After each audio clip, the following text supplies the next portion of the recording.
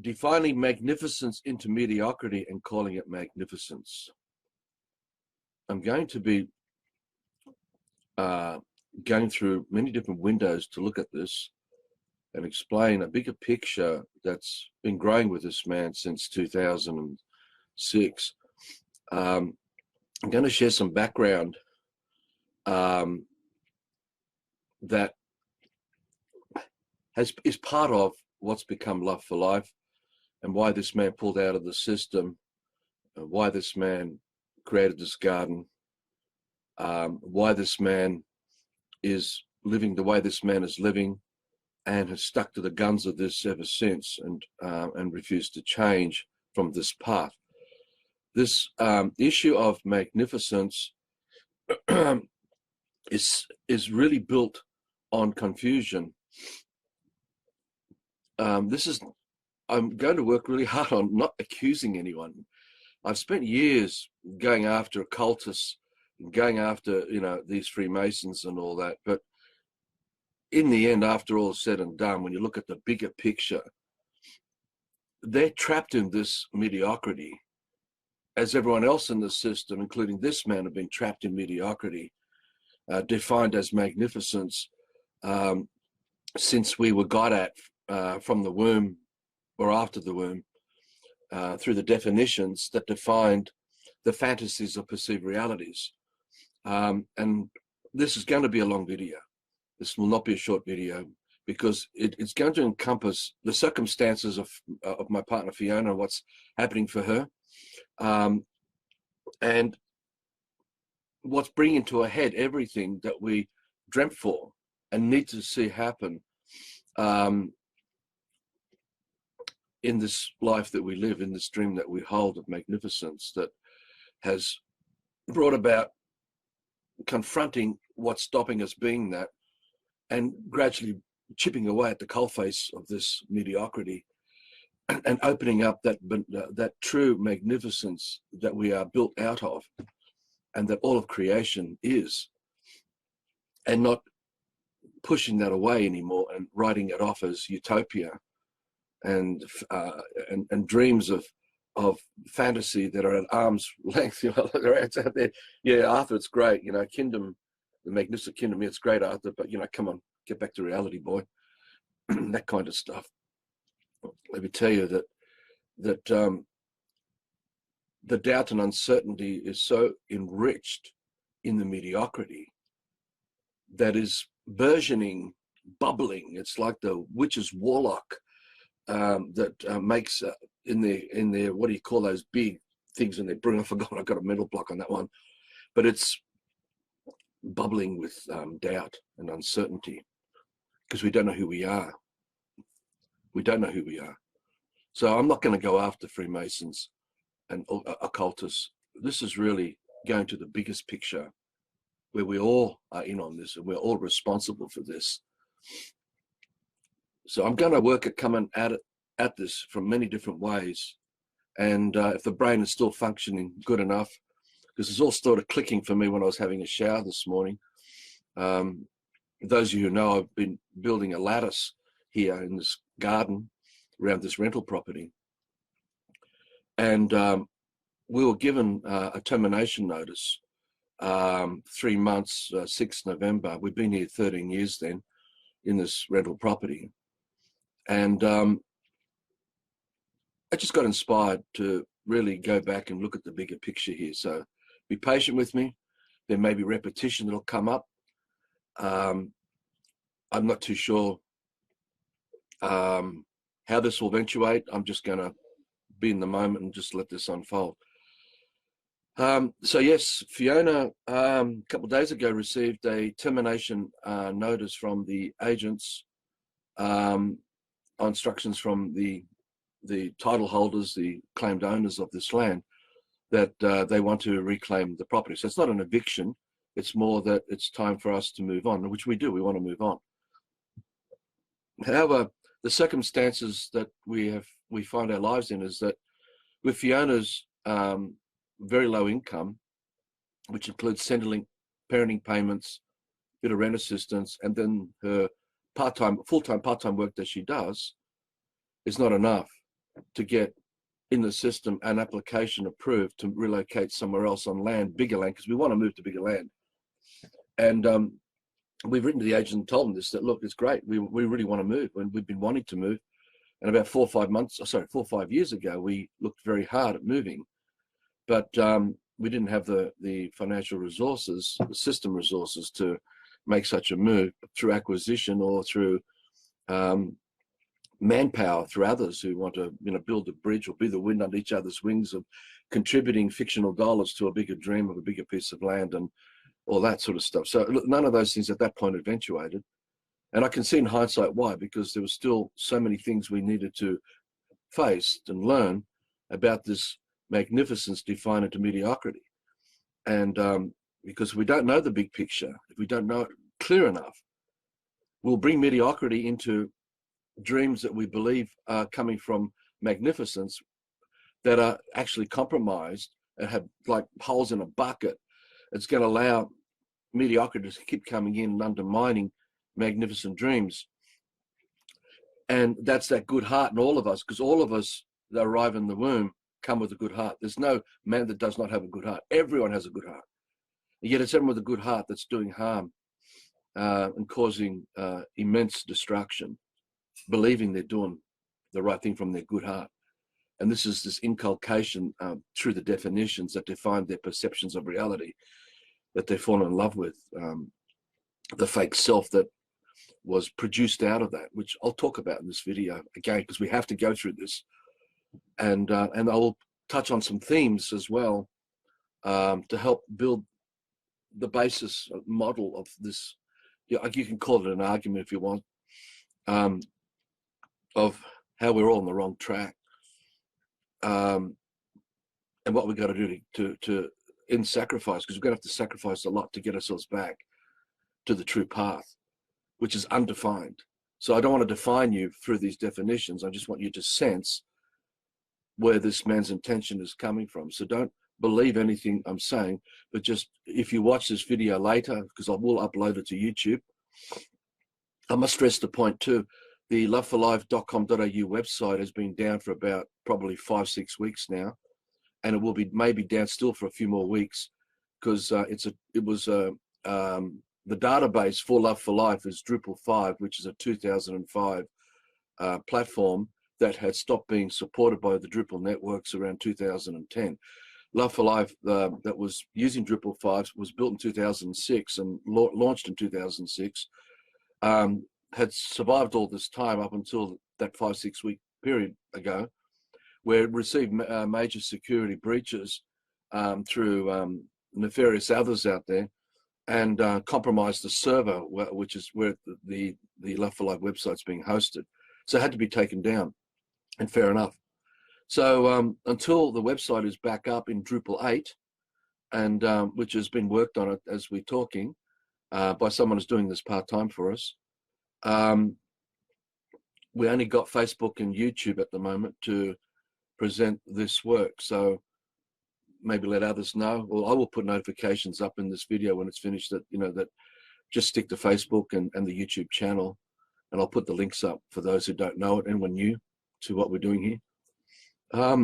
But going back to defining magnificence into mediocrity and calling it magnificence, this is every man raised in the system, living lives of mediocrity, with good hearts, calling out love, immense love, but it's all filtered through this mediocrity, so that the magnificence of what they hold in their heart has been compromised severely, distorted.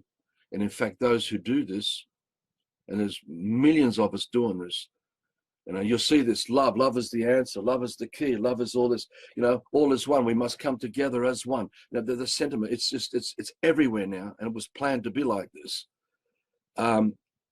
It's still mediocrity. There's still no true magnificence present in all of this, because it was defined. And the cunning and the guile of those behind this, the occultists and those who've done this, because the very brush they paint in doing this deception was done to them too. So they are doing it from their own confusion, where all the destructive emotions reside from, which is their arrogance, their indifference, their coldness, their iciness. They scorn you, they laugh at you, they ignore you. They're very good at ignoring the man. They must ignore the magnificence of the man. And the whole system is built on ignoring that magnificence. So even when you go into their courts, they will not see you, the man. They do not look at the magnificence. They can only look at the mediocrity that you've become, that you believe that you are under the name that you call out when they call your name. And this gets into, sort of admiralty law and UCC and all this sort of stuff. Another thing, there is a link in Facebook, and I'll put it in this broadcast at the end when this is finished and it's put up, to image labels. And I've been dumping a lot of work over for the last 2 months and a bit, maybe 2.5 months. In there, there is cursing going on from this man, dealing with a guy called John Matheson, who ignores all these insights. And so it was a really interesting 2.5 months of this expose to show how this works, how this mediocrity is allowed to perpetuate, how everyone is encouraged to stay in the system, stay in the court system, stay in the law, stay in all this, and thinking it's going to help fix it. It will not fix anything. It'll fix nothing. You've got to step outside of all of this. And if we don't, nothing changes. In spite of how strong our good heart resonates, do no harm and magnificence and love for your brothers. So there's a lot of love out there, a lot of love posted on Facebook. But in reality, all this love is set to the background of the system where everyone is compromised as educated slaves. They're still under the ruling thumb of the occultists, who believe they're doing the right thing, that the people, the sheeple, need their protection, and that we're all dumb and stupid, and they need us to, not need us. They need us for them to be what they're doing, because that's the way they were educated, to believe that they're shepherds and we are their sheep, or they are the fishermen with the nets and we're the trapped fish in their nets, and that we need to be re-educated and entered into their domains of the correct way of life for a man. And this gets into the satanic religions and all the stuff that where the occults is all derived from. But so mediocrity is the basis of life in the system, and this tongue, this alphabet tongue, is mediocrity, talking to mediocrity across the mediocrity of the internet. It is all mediocrity. They are all prosthetics where we have given up the natural ability to communicate through the breath, because as we breathe out, we create water, and this mist is encoded in dreams that we hold, the intentions of life we live for. And through our senses, which has got nothing to do with what we imagine alphabet thoughts to be. This is where we sense, when you can smell a flower, when you can hear a bird sing. Our senses is our living consciousness. And when we sense the bird singing, we are there as the bird, experiencing it. And that's undefined. It's not defined, because when it's defined and the bird has been defined to us, then it's a pixelation of definition in our heads, where we are illuminating or illuminating the explanation given to us. Oh, that's a sparrow and sitting on that eucalypt tree, and on it goes, a conversation in the head. Now, all these definitions are just little pixelations of a shattered reality that we use to form the fake self, the fake persona, that we believe who we are under the name, because the definition is a name, because explanation is a name. So we live through the definition in observing what we sense of reality. Now, sensing is touch, taste, right? Feel, you can feel it, you can feel the wind, you can feel someone else, you can walk past the house and you can feel the vibe, whether it's happy or sad or miserable or very dark. You can hear it, you can see it. So those senses, touch, taste, feel, smell, hear, see, it's unique to each of us. No one can experience what you are experiencing in every instant through your senses. It will always be unique and original to you forever in this as the life of the man.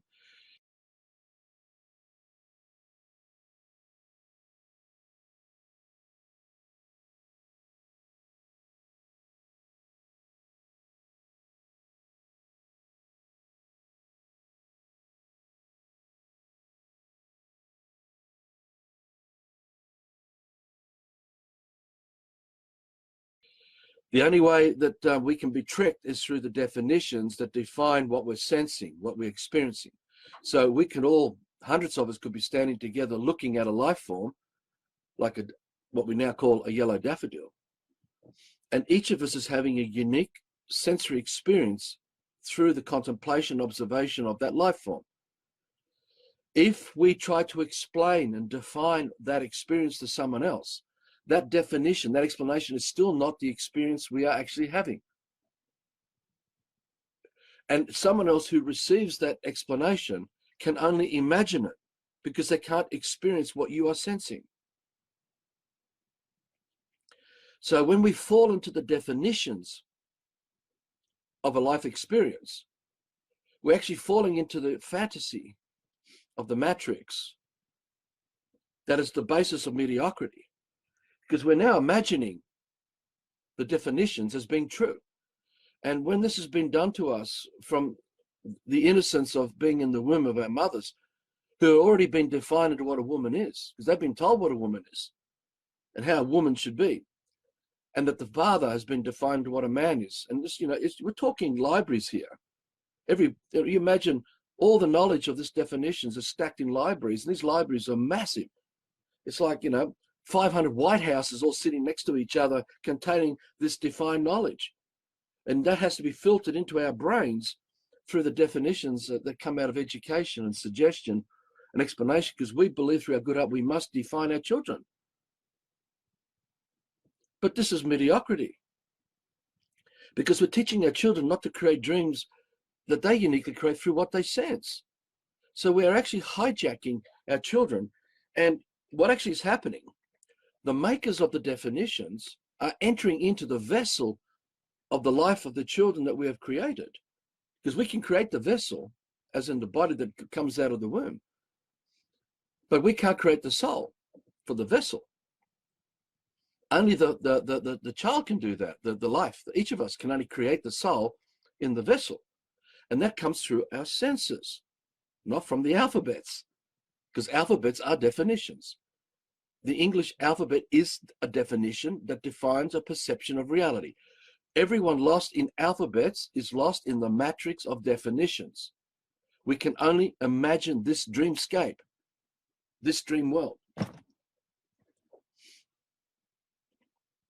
And this is how we are separated from reality, because the more that we have been defined, and it's been practiced on it instant by instant, because we listen to mum and dad talking English or Latin or Italian or Greek, and we've been defined, oh, Arthur, you're Greek. Arthur, you're a Leo. You're born, 21st of August, 57. Arthur, you're a 33, a 22 and 11, as people tell me in numerology, and on it goes. And we're breathing this out. And we're breathing this out. And it's encoded in the water, because all the water of life is come from man's breath. Because this is the medium of our creation, our ability to create dreams of life. Another way to explain this is that imagine, and I'm going to give you a linear analogy, and I've used this before in other broadcasts, but I'll repeat it and go through another angle at looking at this.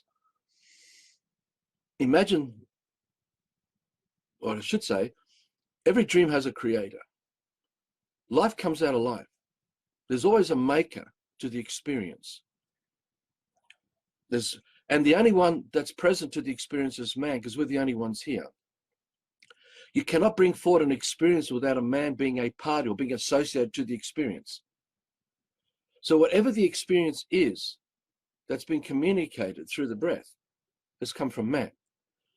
Now, it's only man that's saying that there's aliens and ETs and there's gods and there's heavens and there's this and that and there's the stars and galaxies and universes and there's quantum physics and all that. But it's only man to that experience. And it's only man calling out the definitions, because that man was defined into these definitions from so young. And that man is deeply confused, which is what everyone in the system is. Everyone's confused because no one knows who they really are from this. So what happens is this. I'll explain it to you in this way. Imagine the creator of the dream of life. We'll call it God. It just means magnificent man. God to me means magnificent man, means full responsibility. And there is magnificent man holding the living dream of life in its hand. Everything thought out for the creation of the dream of life is held in its hand in this bubble. Everything that's natural. So the wind and the rain and the cow and the birds and the insects and the creatures, everything that's an original, uncorrupted form is being held. But it's still just a dream, because dreams are thoughts, thoughts are dreams. It's still just a thought. And for the creator of this magnificent dream to set it into motion, to give it life, it had to enter into the bubble and breathe its life, breathe its breath into every thought that's being held in this magnificent dream, to set everything into motion to give it life. And that's exactly what happened, except that there never was a beginning to the bubble. There's never been a beginning to any of this. It's always been like this, without beginning or end. It's non-linear. But I'm just going to give you that linear knowledge just so you can grasp this. So there's God, magnificent man, entered into the magnificent dream, standing as man on the land, amongst paradise, amongst its creation. And this magnificence is the essence of the creator. It's the good heart of God. And everything of that dream is sacred and perfect. Everything unique and original. Everything in everything is unique and original. There's not one thing the same as the next. No leaf the same as the next leaf. No grain of sand the same as the next grain of sand. No fly the same as another fly. No man. All of us are unique and original too. But there's God standing there in paradise of its own making, of its own dreaming. And then it dreams for another man. And everything of the creator, it's everything that was brought through its breath into the dream of life, that now is man, because there's God as man, is now created in its son. And because there is no definitions there, there's no Medicare, there's no hospitals, there's no government, there's no schools, there's no religious leaders, there's no teachers, there's nothing. It's just nature. The child raised by nature learns naturally without learning, but it's just that the sacredness of nature is what the child is, because the magnificence of the creator is now the magnificence of the child. And the body of the child is that magnificence, that's vessel. And so the senses of the child is in direct communion with everything. And in every instant, it's picking up sensory information of the creator. But because it's a child, the child is unique and original, it's experiencing in its unique way. And even God cannot impersonate what the child is creating. And because it's undefined, the child naturally reveres everything in its perfection and recognizes the magnificence of everything, because it's standing on these mountains and looking down over everything. And so the child also is a creator. Everything of God is given to the son. And the son can also hold a dream and breathe it out. And there's this bird flying from its hand and added to the magnificence. The child didn't take away from the magnificence. It added to the magnificence, because that's the inheritance, the legacy of its father. I'm talking lineal stuff here, right? It's not really father, mother, all that way, but it's. So, and the child grows, raised by animals, nature, not by God. Because for God to raise his own son, he would define it. And because God doesn't dream for its own children to be less than God, because God dreams for God's children to be greater than even God. because that was the good heart, undefined. And this is the inheritance, the legacy of every man's good heart we all have today, because we all came from man. Man created, man created, man created, man created man. Along the way, something happened. And confusion set in. And now we're dreaming mediocrity as magnificence. And we're running around in such confusion, believing that we're doing the right thing, when actually all we're doing is desecrating the sacredness of this living dream of life that we're all gifted with. And now we're coming to a time in this occultic panorama, this or cinerama, an end-time grand plan that was put in place in the fiction of time roughly 1,000 years ago, to bring about these circumstances that we're all arriving in today. And if we don't wake up, and I'm not claiming I'm the only vessel here of this insights, that there will be others. But again, I stress the point. We are being saturated by love coming from the good hearts of all our brothers and sisters, because that's still there. That essence is still there. But it's only set to the background of the system of mediocrity. So while we're calling out love to the mountain, we drive the car to the mountain to experience it. So the very love of the mountain that we love, we actually destroy by the car that we have to drive there. The very love we have that has to read novels is the very mountains and forests we're destroying to read these novels. Now, we are so compromised by this. There is nowhere in the system where this isn't happening. In every instant of your life in the system, this is happening. This mediocrity that's been revered as magnificence, which is actually desecration to the sacredness of this gifted dream of life that has been passed down through our great ancestors who pre the fallen state. Because everything you're experiencing of nature all around you was created by man. We are the only ones here. It was our ancestors who built, you can say, created the mountains, created the forests. And we're talking about everything being much bigger than what it is today. Because we're in the after effects of this shocking falling state into mediocrity, glorified as magnificence. Hence the pyramids and the obelisks and all the ancient stuff. This is all mediocrity. All of it dead, soulless. Because we're only imagining these things to be true. And this is why I don't want to attack occultists and all that stuff, because they think that this is true, but it isn't. It ain't true at all. It's just a fantasy. We have to go and destroy the original sacredness and build stone blocks and run slaves to build pyramids. And we have to, and then today it's no difference to white collars and blue collars that have to be kidnapped from the womb and be brainwashed to do these jobs that are not natural to children, because children brought up by nature would not learn about any of this stuff. You won't learn about ABC 1, 2, 3 and all the constructs and concepts that come out of alphabets.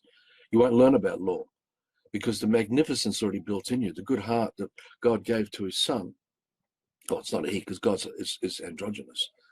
But and I want to talk about this because I had this experience. But I don't want you to believe when I'm telling you about this, but these are the things that shaped why Love for Life started in 2005 and why the Love for Life website and all this work, and why this man has not veered away from any of this all this time since in this rental property, because it all happened while we've been living in this rental property. It really took off in November 2005 when we moved into this rental property, which was only a couple of years old at that point, in East Barrel, Southern Highlands, in the system of fantasy in New South Wales, Australia.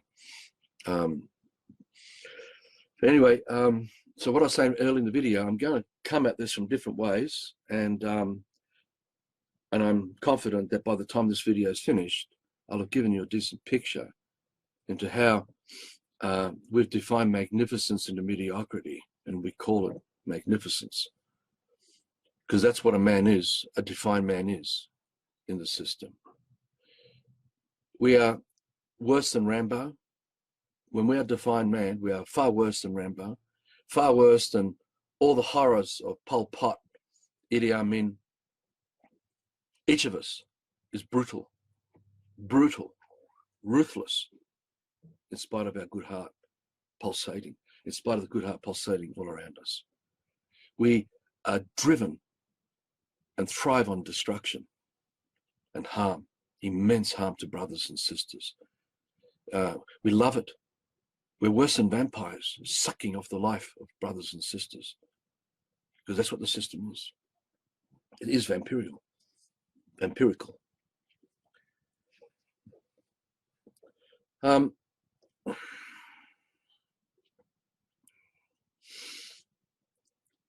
Definitions are not natural to us.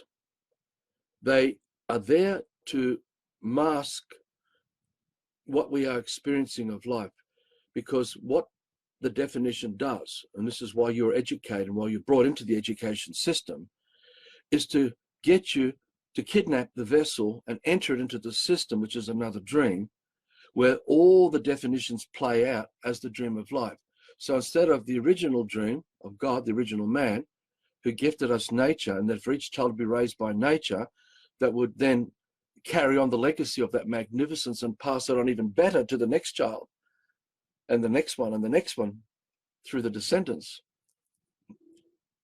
It got switched through suggestions put in another man's head by a man, saying that that's a daffodil and that's yellow, and that's this and that. And the receiver going, wow, that's really cool, I like that, and starts imagining it. And the more it's imagining, it's directing the current of its life energy into the pictures, which is forming the shapes through the water of its breath.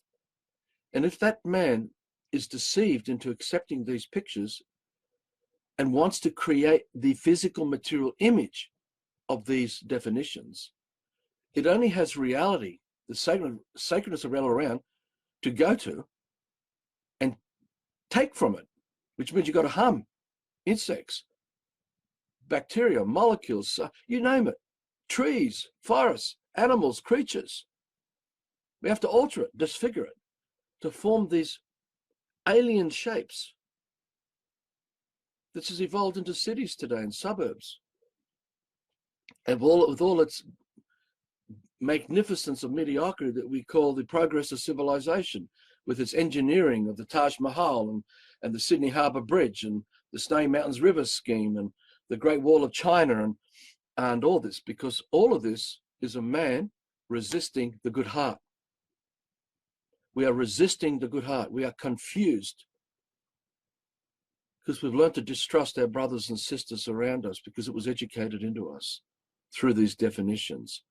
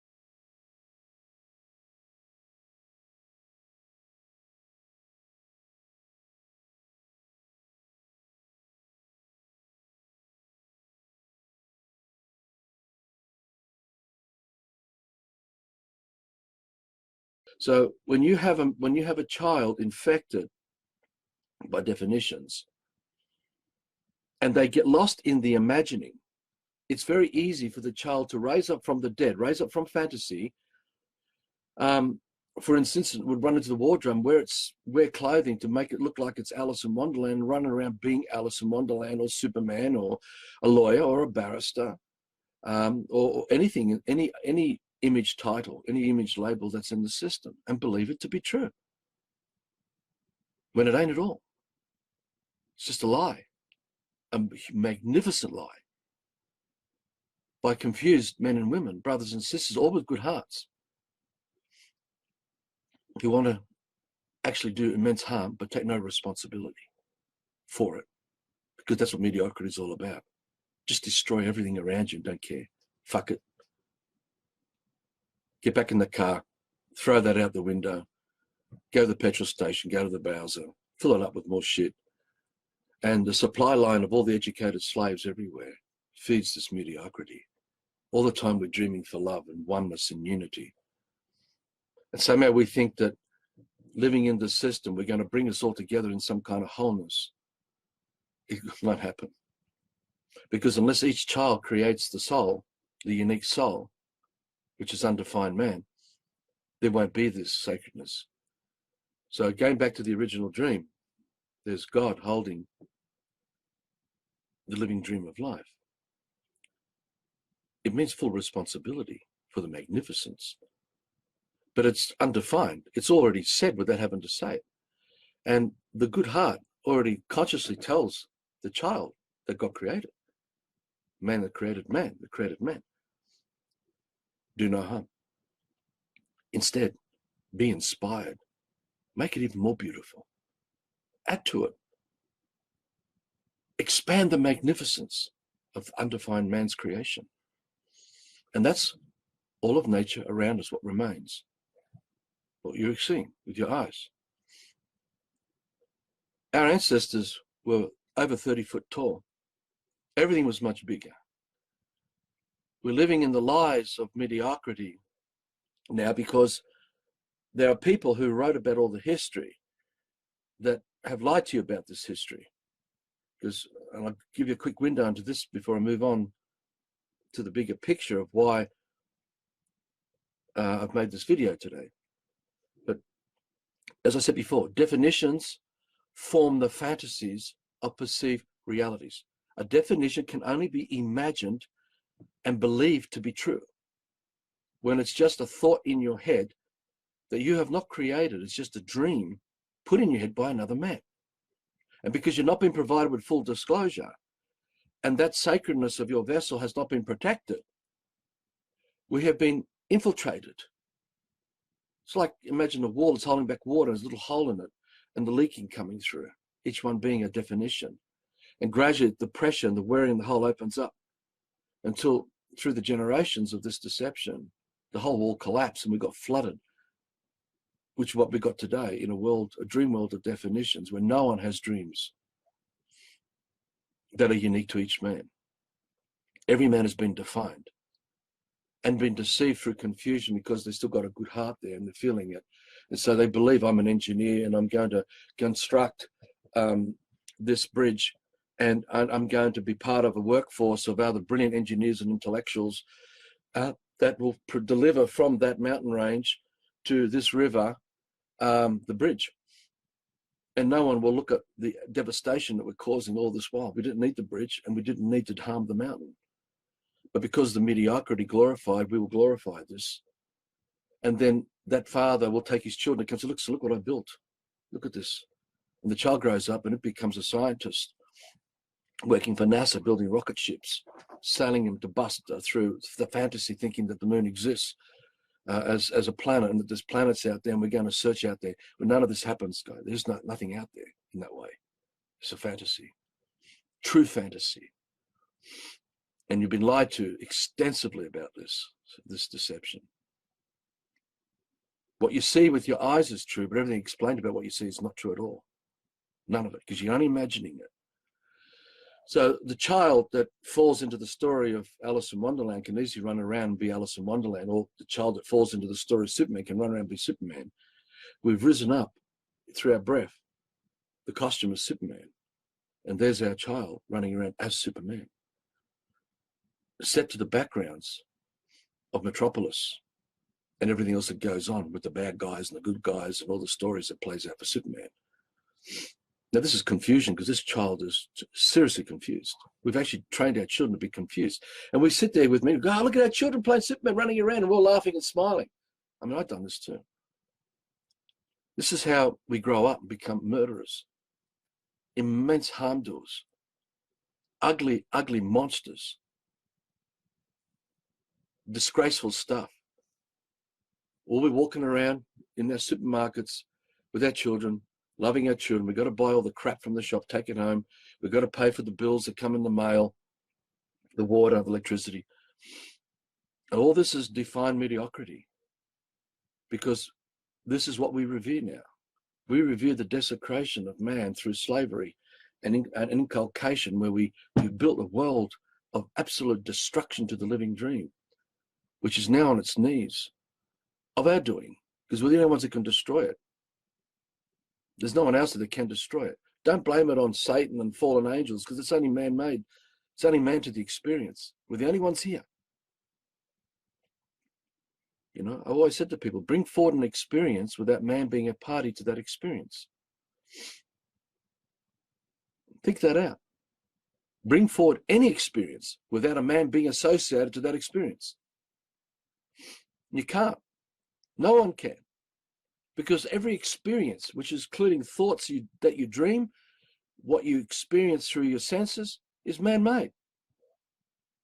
It's always man-made. The only confusion are the definitions that built up storytelling scripts or mythologies and myths of things of the past and ancient time, but all that was man-made too. And all the stories of alien invasion, all that's all man-made too. And all the stories of astrology and astronomy and all that is man-made too. We actually create what we dream, the dreams that we hold, just as God held the living dream of life and came in, and there's God holding the dream of life and living the dream that it created, because it's holding it, being it, living it, it's present.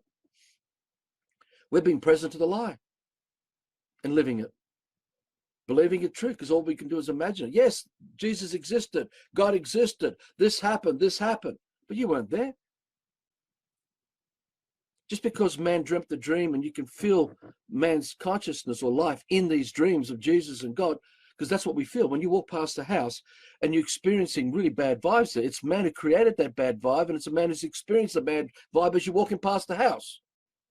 So when you're reading books, you're reading from the experience of man who put that images in your head, but you are the man reading the book, experiencing whatever it is that's coming from that story of the book by the writer who wrote it. You see, we are all at the effect of each other. We're creating everything.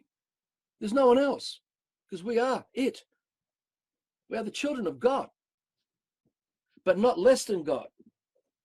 We're supposed to be, because we're undefined, we're supposed to be more magnificent, because we're supposed to be adding to this magnificence, not destroying it, wrecking it, which we do by ignoring man's good heart and the pressure that's put on all of us, which I'm going to talk about as one part of this video.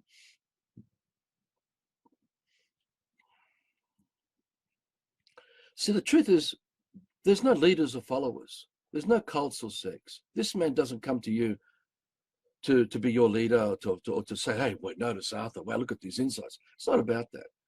I'm saying, are you listening?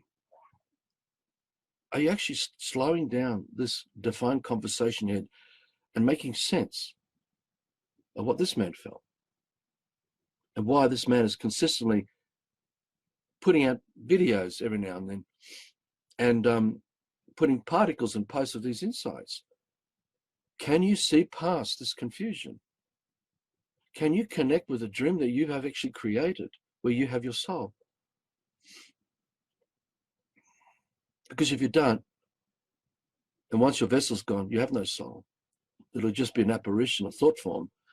And while the name still resides, because the birth certificate of the name of that vessel is now given a plaque or a tombstone, or through the crematorium put in a box, while that name still has a photo on the wall in someone's house, but through their generation, that name will be forgotten. And when that name is forgotten, the apparition is also faded away too and gone, because that apparition can't enter or incarnate as a life, because there's no consciousness there. It was a fantasy. Because a fantasy does not create life. A fantasy will not lead you to reality. It only keeps you lost in fantasy. So if all you know are just definitions in your head, you're gone. You're gone. So if you don't wake up and create living dreams through your senses, which has nothing to do with the alphabets in your head, not a single alphabet thought. Have you ever stopped and just quietly just listen? Can you actually hold a dream through your senses, through smell, through sight, looking at things, and sense a dream with not an alphabet thought in your head defining it? Because if you can do that, you've broken the spell. All you have to do then is expand on that. Expand it. And that's been this healing work that this man's been doing here, and helping many other people how to reclaim, well, not reclaim, create a soul. Because that's why they come here, because they come lost, confused, as this man was. So it's not about making money out of people. This is not about, who's got the best piece of land and all this stuff, because we're talking about going to something much more magnificent, all of this. Because we've got to be the wind on each other's wings and raise each other up, back with this magnificence. But to do that, we have to let go of everything of the system, because we can't bring the system with us. Those definitions, it's my land, my exclusivity, my privilege, this is my law degree, this is my titles. You bring this stuff with you, you're bringing fucking hell with you to destroy everyone around you, because it's all you can do. The definitions that formed your fake life as a lawyer, judge, barrister, politician is worse than nuclear weapons.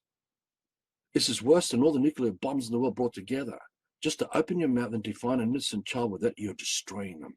The living essence of creation, you're fucking killing them. It's murder. It's true murder. This is the reality of it. Just think about it. In the glory of the system of this defined magnificence, which is really just mediocrity disguised as magnificence, we have generation after generation of brilliant intellectuals, great academics, philosophers, glorified from ancient Greece with Plato, all the amazing engineers of ancient Greeks with their mathematics that did amazing feats, because they actually built Egypt. It was the Greeks that built Egypt, not the Greeks of today. But if anyone goes back to the early work, you'll see what I'm talking about. But all these brilliant intellectuals, all these intellectuals that went to Eton, Yale, Cambridge, all the elite places, all this money behind the Roman Catholic Church, the Jesuits, the Church of England, all the institutions, all this stuff. All the brilliant intellectuals coming out of every university today that we send to school, qualified in all areas of the system, science, engineering, mathematics, geometry, you name it, quantum physics.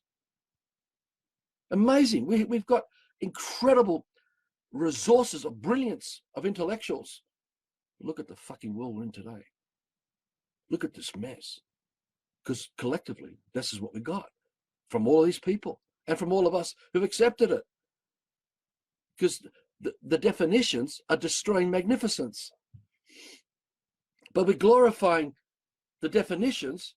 And so we've raised from the dead, like the child raising Superman by wearing the costume, running around as Superman, because it's a figment of its imagination. We're running around calling it Sydney. The Sydney Harbour Bridge and the suburbs of Sydney and all the suburbs. We're raising up this fucking nightmare. And all the supply lines to feed Sydney, all the transport and the petroleum. And if you want to call it free energy, well, we're going to fix it. It's not, because even the windmills we put up kills millions and millions of bats and birds every bloody year, every one of them. And if you call about solar panels, that's not free, because there's millions of Chinese dying because of people having these solar panels, and it's devastation to the sacredness of man's dream of life. That's not free energy. That's not free. That's just magnificence defined in mediocrity. Ignore it. I want my free energy. I'm alternative. I'm echo. I'm being responsible. Bullshit.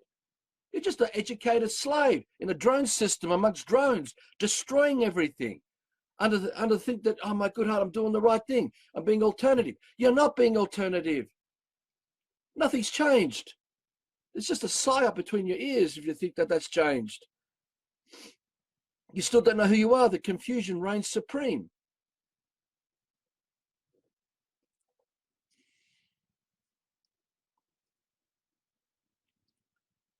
Just stop and think it out. Look it out. Look out the window. You could have millions of us today all come together, all wanting to love.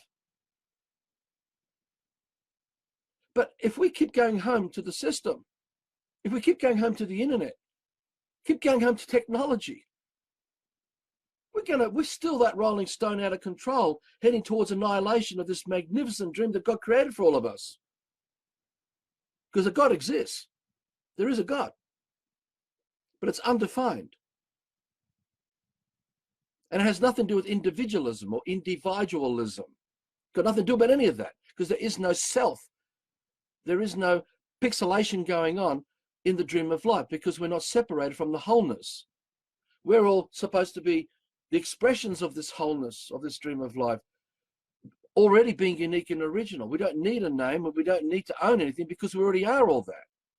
Like we're running around wanting freedom when we already got it.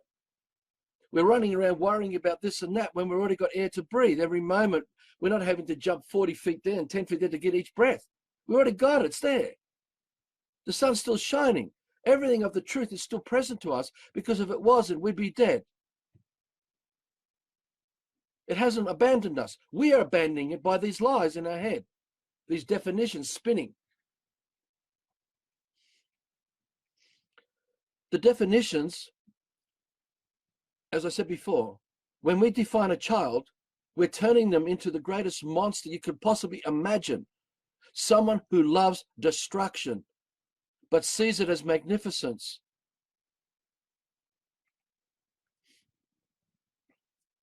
And this includes all the sexual orientation going on, social engineering, defining a man into gender and race, culture, creed. All of it's the same shit.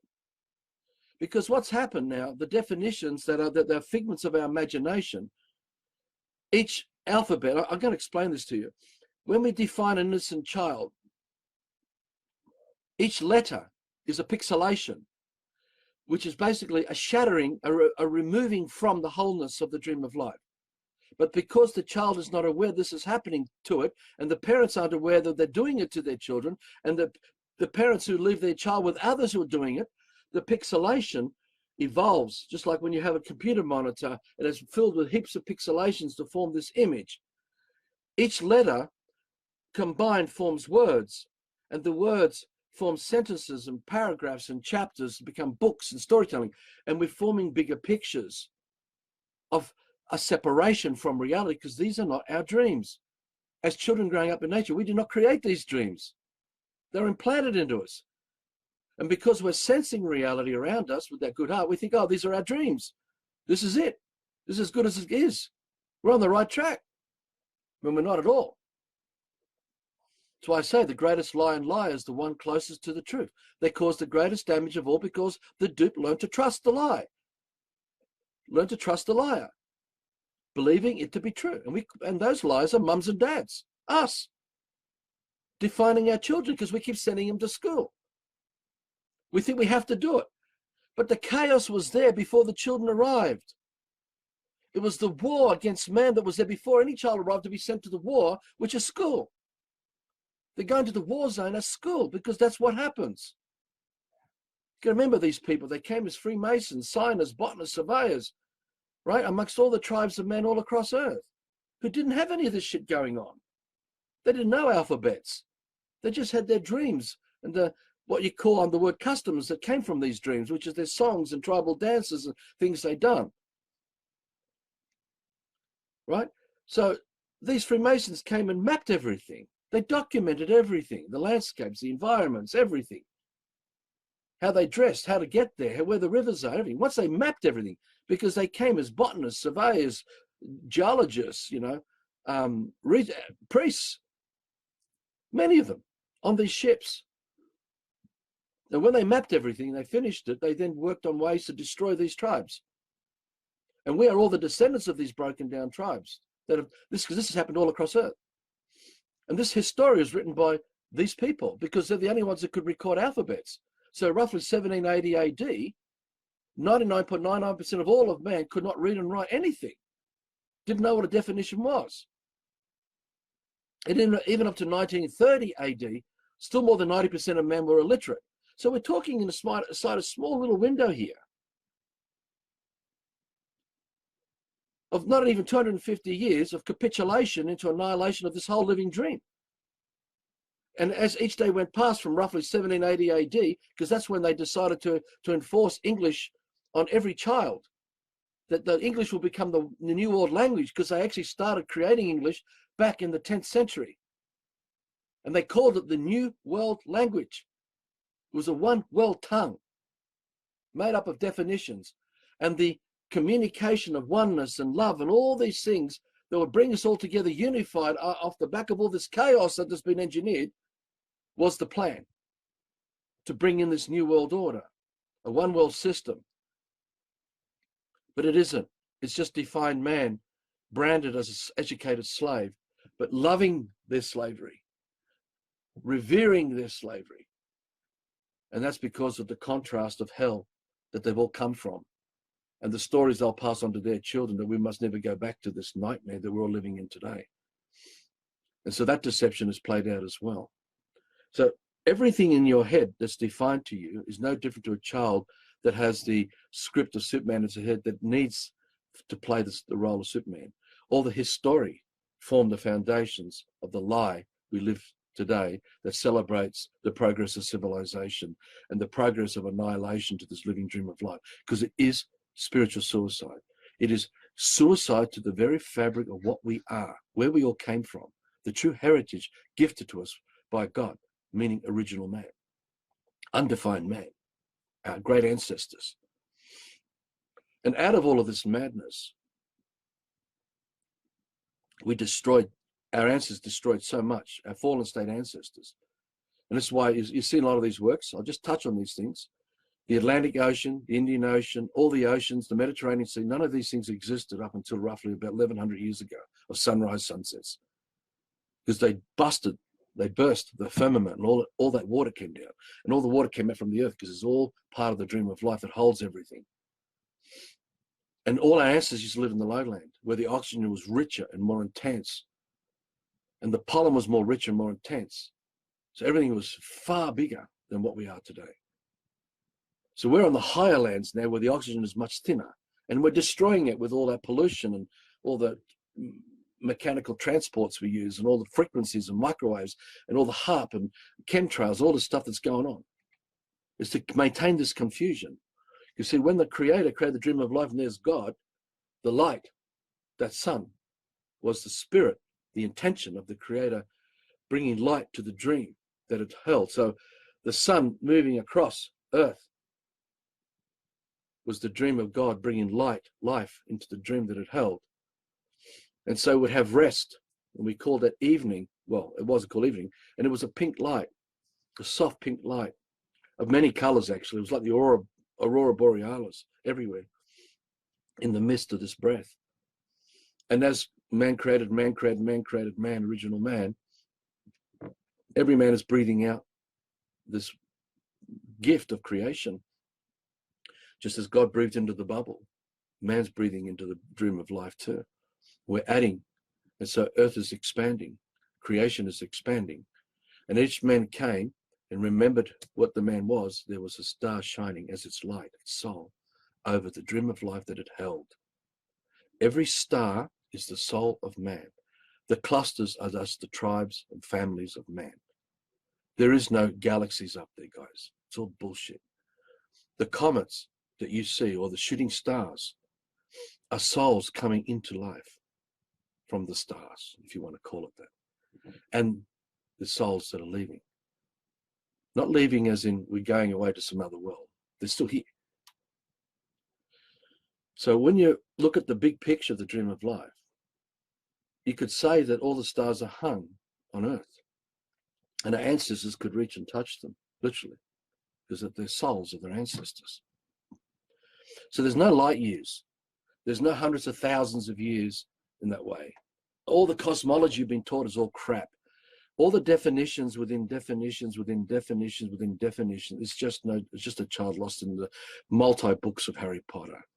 We call them scientists and running around with quantum physics today, coming from the background of early science and all this stuff. It's all defined, and everyone is lost, because when you're lost in definitions, you are truly confused and gone. You don't know who you are anymore. But because you have that good heart, you keep directing the current into the dream of fantasy and keep running with the fantasy to destroy everything. And this is the thing that of what this video is about, is that we were all meant to be magnificent in everything that we do, which means do no harm. We're not meant to alter and desecrate reality. We're meant to leave it sacred, untouched. We all walk very lightly on the ground. And we probably originally were breatharians. I would say that originally God arriving as man in the lineal picture, and there's God standing there in paradise, it was a breatharian. It didn't come already eating an apple. It didn't have a bunch of carrots in its hand when it was right there going, I like my creation. It probably was just present. And this magnificence is critical to get your head around, because I've used this many times, these lineal analogies, and there's another one I'm going to use here. And it's just man. I call it Little Mary. And Little Mary is a man. We can sense Little Mary. We can touch, taste, feel, smell Little Mary. Little Mary is present with the presence of life. We don't need anyone to tell us that Mary exists, because she's already present. Mary doesn't need a name for us to know that Mary exists. So we don't need a definition about anything to do with Mary. Now, but in the system, Little Mary's brought up and she gets brainwashed into stories like Alice in Wonderland. Now she's now in the scripts, spinning in her head these definitions of Alice in Wonderland. But it's only Little Mary performing Alice in Wonderland, or Little Johnny performing Superman.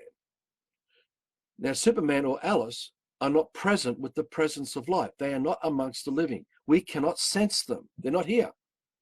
We're only imagining that they're here. But they're not here, and never will be, because they don't exist. That's the same as ABC 1, 2, 3. They're not here.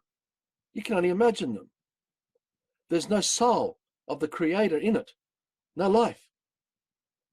Where we can go to the cow and experience the life, its purpose, directly from the cow, we can't go to Alice in Wonderland to experience it from Alice directly. We can only go to Little Mary, who's lost in the story. So if Little Mary believes Alice exists, Little Mary is very confused. And if we send our children Little Mary to learn from Little Mary, we're going to make our children more confused than Little Mary. And through the generations, we're going to end up with one hell of a fucking mess. Right? So the point is, Alice and Wonderland will never ever be present with the presence of life, with the presence of life.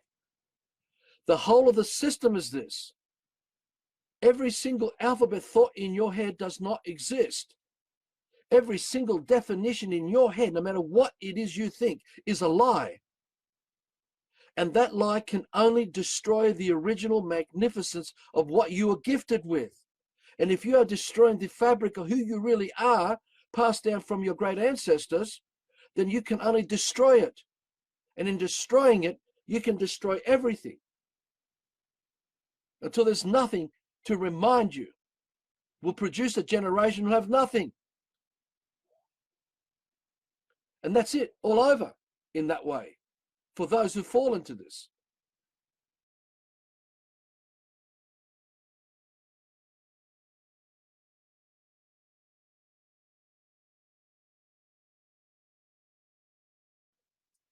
No child can go anywhere in nature to learn about ABC 1, 2, 3. No one can go to nature and learn about science or astrology or mathematics or anything.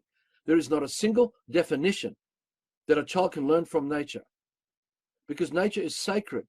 It only offers magnificence undefined. And all of creation is undefined. When the child observes the undefined tree, it sees every leaf as unique and original, never to experience one leaf to be the same as the next. Same with every insect. And if the child wants to use its consciousness and go even deeper into the soil, it can go down and visit all the microbes through its breath, because there's no separation. The whole of the dream of life, and the mountains and everything, the child has this ability, natural ability, as God did, to penetrate everything naturally and to revere that sacredness. And this is like putting a child into a sandpit and giving it toys in the sandpit. Here, build your life. Except this case, this is undefined. It's not a sandpit, it's nature. God gave earth to man to carry on this magnificent dream. We have to wreck it and call it magnificence. And we say this is as good as it's going to be.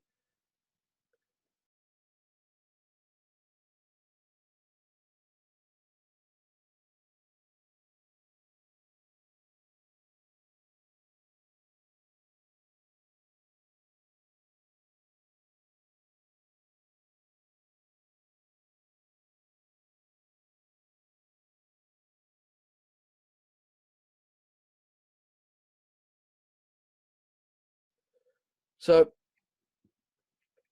that'll give you a bit of a picture. For those of you who may still be confused about any of these things, I will have in the about section of this video and in the YouTube video links to Facebook chats, particularly the image labels and a few others, and links to many YouTube videos which go into these themes, specifically these sort of themes. So you can expand on that if you dream to. What drives me to make this video today, from sharing some of this background, is that there was a series of events that happened for this man, unique and original to this man, not for anyone else to be under this man because of it. But I'm going to share them with you because what Fiona and this man are doing with this garden, and why this garden exists, and why the Love for Life work has been in this rental property all this time, needs to be shared, and from a bigger picture, because we've got to see the bigger picture. Because if we don't get the bigger picture, we cannot access the magnificence. And this is again the pixelations I was talking about earlier, about when you define children, these little pixelations, they fall into the scripts. And when the definitions lock in with other definitions and forms the alphabet tongue, that is the dictionary, the thesaurus, and it becomes the storytelling of your life in the system, you're completely gone. Because even the name you were given is not who you are. And all the identification that comes with it, and all that's all fake, because it's all fantasy. And while we're lost in fantasy, we are unconscious of the bigger picture. And if we can't hold that bigger picture, just as God can hold the big picture in present sense, always present with the presence of life. It's what we're supposed to be, present with the presence of life, always.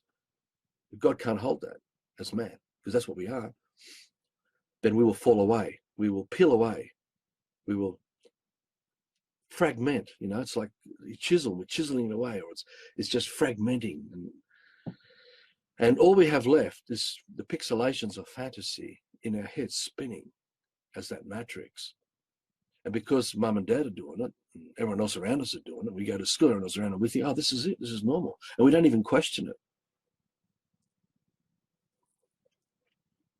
So that image label thread gets into a lot of these things, especially these things about pixelations and all that.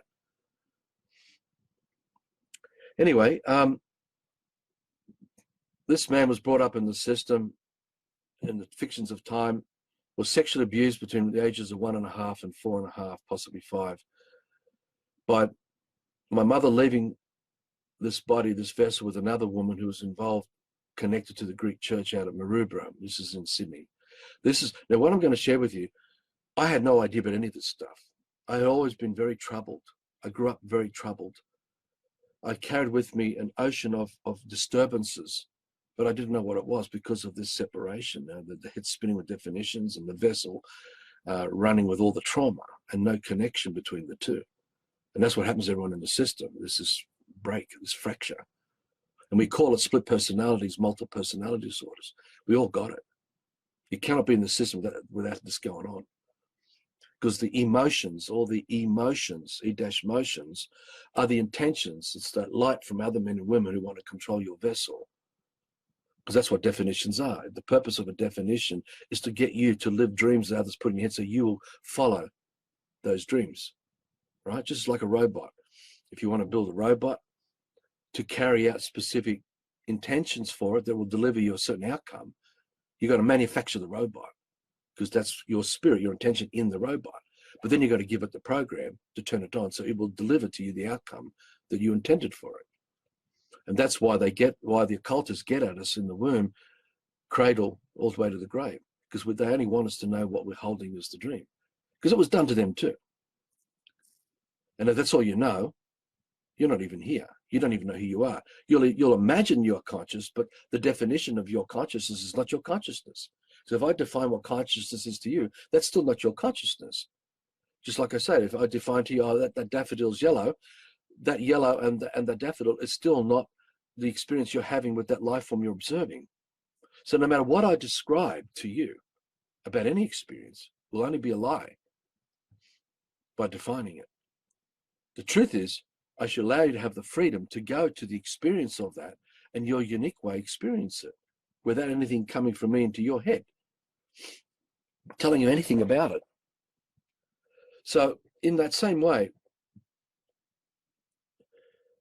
when we define children, we are removing their ability to be the captain of their vessel.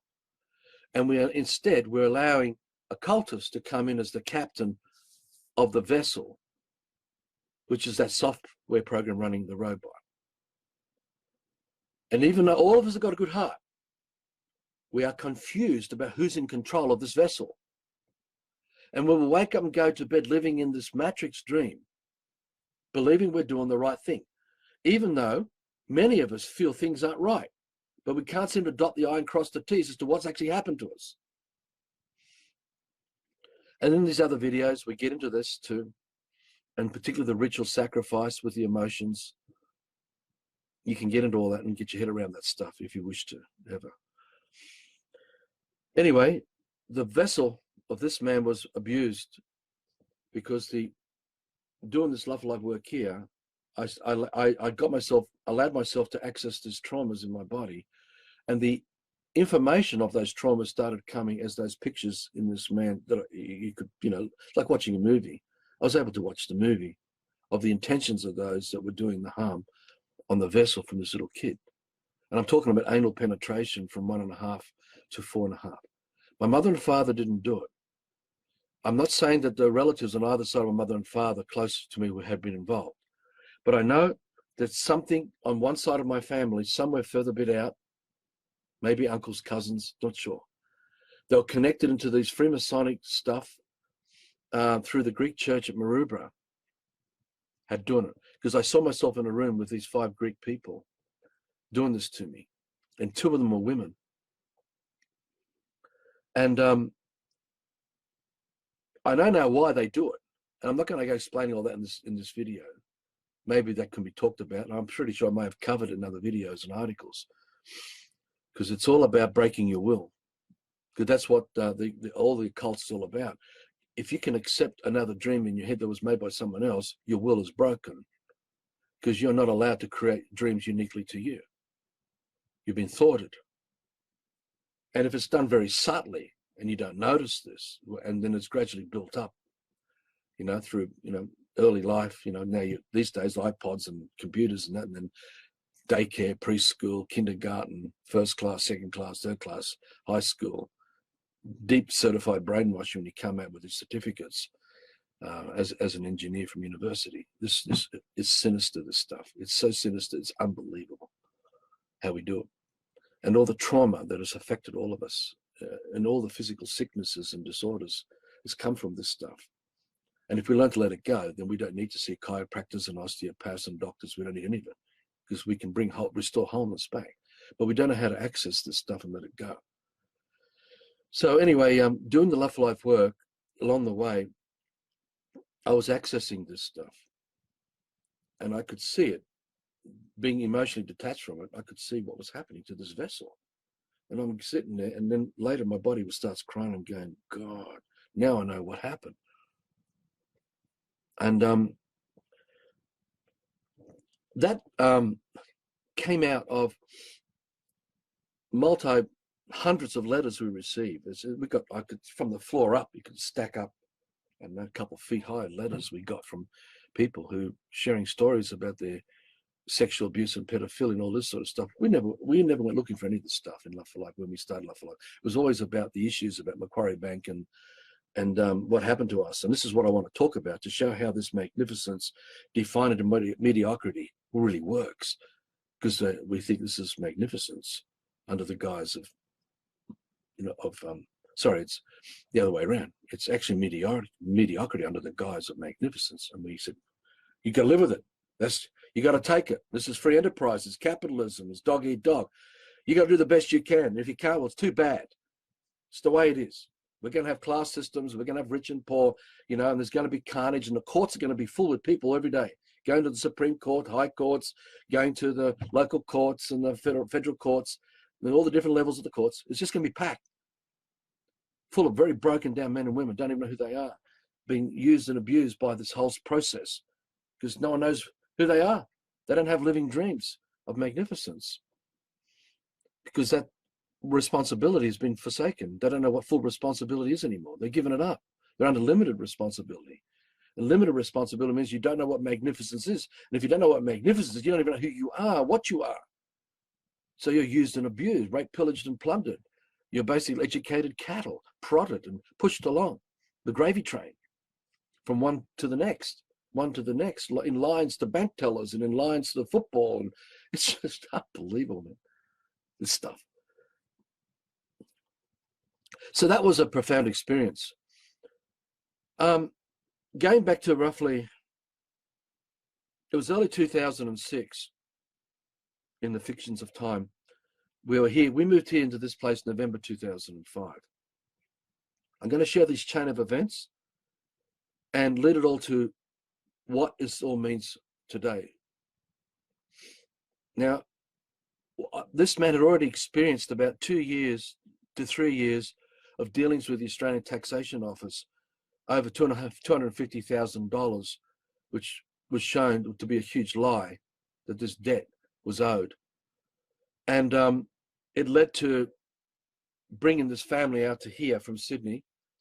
I had, years before all this, I had separated the family home, gift that to Fiona, and all the business was left with me. I wanted to keep all that separate, and I did that some years earlier. And I'd already was reaching that point of 19 years or so of dealing in business, and I made many mistakes along the way. I nearly lost my mother's home along the way too, through stupidity, absolute stupidity. Not a malevolent intent. It was just a byproduct of ego and fantasy. And so I've had a lot of experiences that have really led me into seeing things of the system. So my business life and my earlier life and all that sort of stuff has made me what I am today. But anyway, November 2005, we moved here, and I was doing these 2-hour walks, and the residues of that whole Australian Taxation Office was falling away. I was getting phone calls and visits from federal police coming here to this house from November through to the early stages of, I think even mid-2006, about the fact that they wanted, I was receiving letters from the government departments that wanted this man to sign off bankruptcy of this man. Because I'd given the business away to one of my staff, and I just wanted to walk away from all that side of stuff. And it was while this was going on that we discovered this fraud with Macquarie Bank as well, to do with the family home, which I had no idea that had been done. And now I can look back and realize all this is connected. It's cunning how this stuff works, but you don't see the behind the scenes how all this works. Anyway, I'm doing these 2-hour walks, and this is like late January 2006. I'm walking nearby on this road called Old South Road, and I go around and I end up doing this 2-hour walk, and I'm walking very fast to keep my head clean and fear. And I mean, I'm ready to deal with all the shit that I was dealing with back then. And a memory came back to me. I'm like 20 minutes into the walk, and a thought would come back to me of an experience that I had back in 1979 down in the snowy mountains when I got to meet Bill Mollison and all the people involved in permaculture, and I was living connected with an American guy who brought a lot of money to this region and built a community and was building all these different projects. And I got to see all the things that were working and not working, and it was a great experience. But one night, in this remote location on my own, living in this house, I got woken up by this presence, this androgynous being in the bedroom, looking over me with a golden yellow and a white light that I can't paint. It was the golden, the yellow, and the white was so perfect. And the eyes were all the colors of life in wholeness. Everything was wholeness. It didn't ask anything from me, didn't tell me how to do anything. There was no voices, no alphabet voices heard. It was just this presence. And it was androgynous. It wasn't male or female. And the feeling that I was experiencing is something like what people experience in near-death experiences, this incredible true piece of love and peace. And it was like the heart of God revealed to me in that moment. And it was timeless, because when this experience happened, I don't know how long it went on for. It was just timeless. And then it went. And I remember hearing the dogs barking outside. And I had to get up, tell the dogs quieten down, go back to bed. And then ever since 1979, up until this walk, I used to garnish this experience. What was it? It was made spinning aliens, ETs, what, I had no idea. It was a magnificent experience.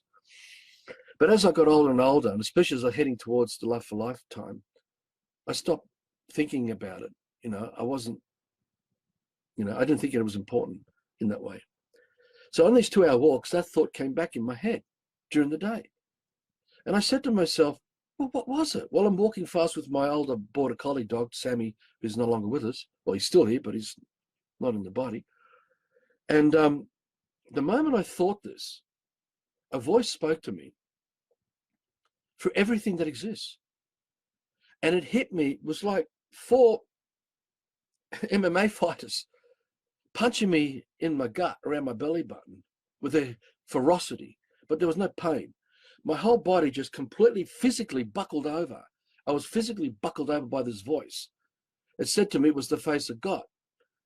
And my whole body just burst into a state of elation. Not dreamt for. I didn't premeditate this. And elation just poured out of my eyes of joy. My whole skin was just with tears pouring out all over my body. There was this white and yellow light again that I saw, in gold all around, and really big. And in that voice, everything was it. But I still didn't comprehend this. I didn't get what, okay. And it took me a while, because when I buckled over, I had no breath. All the breath was taken out of me, completely out of me, and I was in flux. At some point, I had to breathe in, otherwise this vessel would have died. But it was in such a blissful state, an uncontrived, undefined state. And then again, it's timeless. This was a timeless experience, as it happened with that face back in 79. In that remote location. When I pulled myself together after whatever it happened, and I'm going to stress the point, it spoke through the ground. It spoke through every cell in my body. It spoke through every leaf around me. There was nowhere, even whatever I was seeing in the distance, it was there too, this voice. When I pulled myself together, I went home. I stopped the 2-hour walk, went home to Fiona, who was home. We had younger kids then. And I said to her, "You're not going to believe this. I think I'm going mad. I'm going crazy." And we talked about it. We sat down. I said, "What do you do with this?" And I says, "Well, I don't know. We're not going to write a book about God talking to me," because I knew about that stuff. I already hated the tongue down the back of my throat about all this sort of stuff. And so we invented an imaginary bookshelf. And I said, let's file it up there as a reference point, and let's move on. Let's let it go. We'll leave it there to keep recalling, which I must have been done with the face one back in 79. Now, some period went past, could have been late February, early March, probably late February. Same walk along this 1 kilometre stretch of Old South Road, somewhere along there, 20 minutes or so into the walk, bang, a man shifted his whole body in front of me while I'm walking. And he was what would you call an Aboriginal man. And I'm sitting there stunned as I'm walking. It's all happening. And he says to me, I've been waiting for you for thousands of years. And I'm sitting there going, what? And there's this white light, gold and yellow all over. That feeling of peace and love and timelessness, the tears, the elation, the joy, and the rhythms and the melodies around this man. And I knew he was a man on the land. He was like us, alive, living as man on that, and still here now, somewhere on this land. We call Guyana land or Australia, whatever you want to call it. Still alive. He didn't tell me what I had to do. Nothing. I sensed the words or the sound. I wasn't hearing it from his outside. It was like as if he was inside my head talking to me. And in that timelessness, I don't know whether it went on for some minutes or whatever, or seconds. I have no idea. He then went.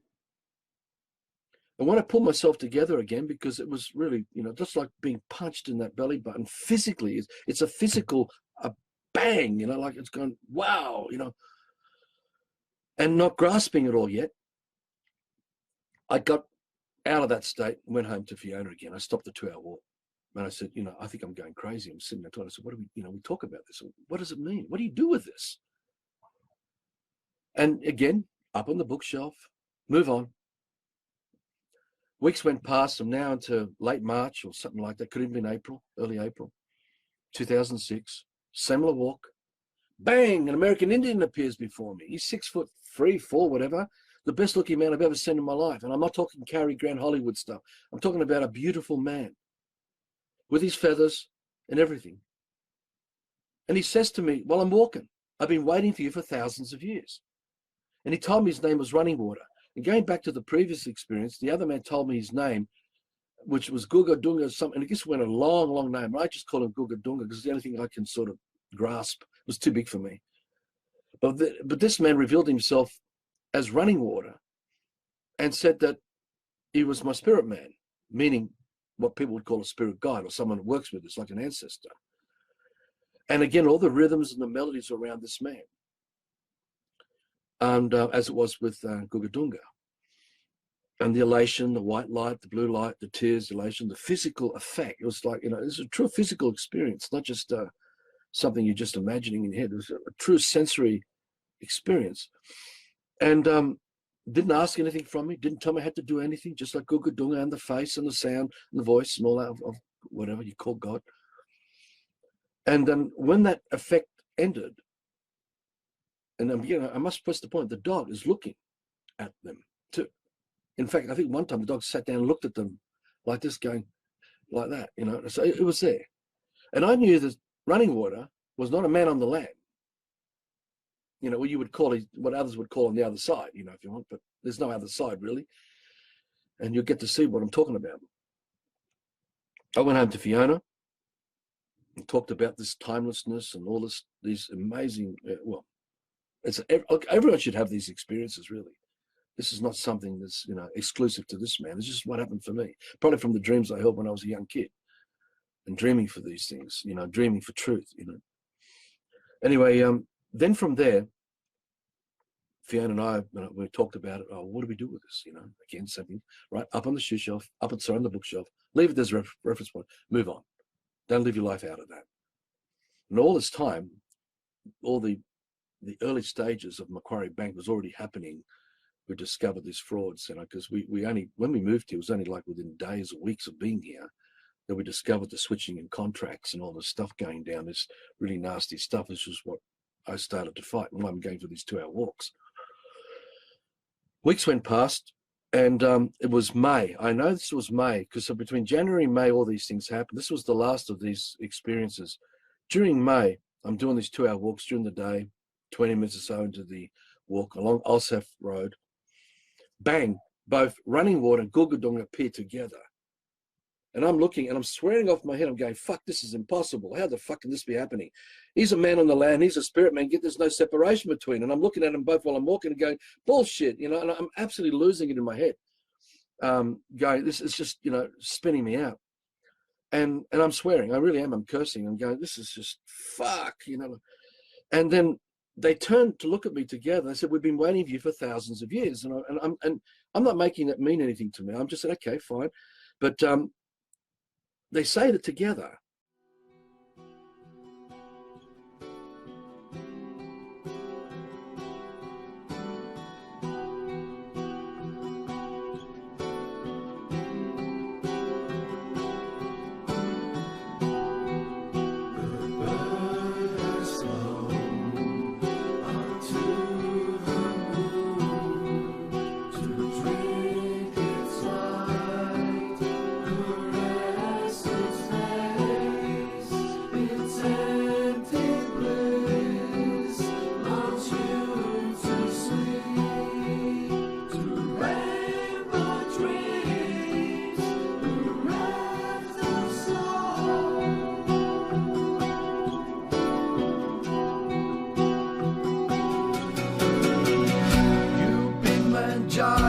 You want to build yourself a castle, a better castle than the other ones.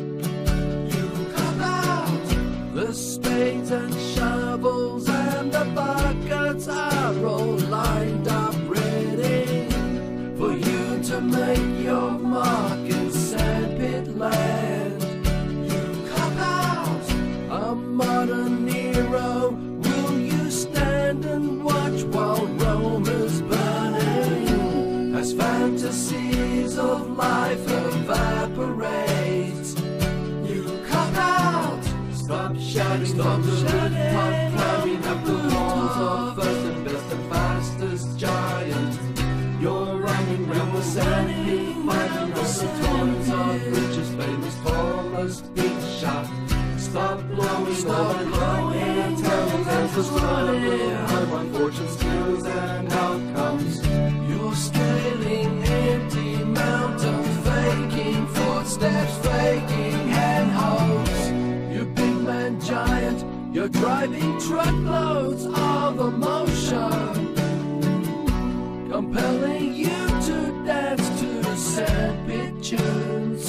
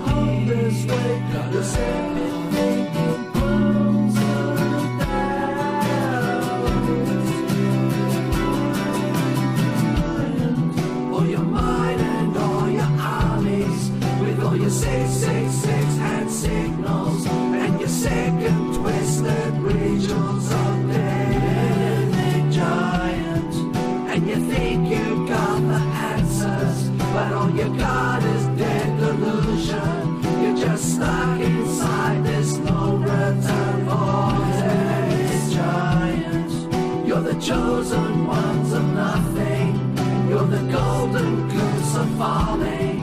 All the power you claim just doesn't exist.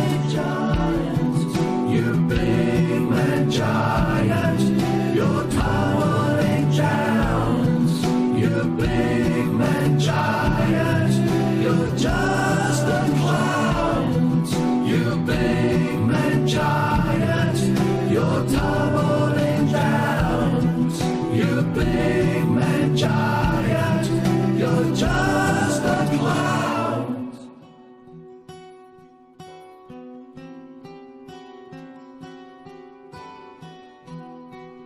The bird has flown up to the moon to drink its light, caress its face, its empty bliss loves you.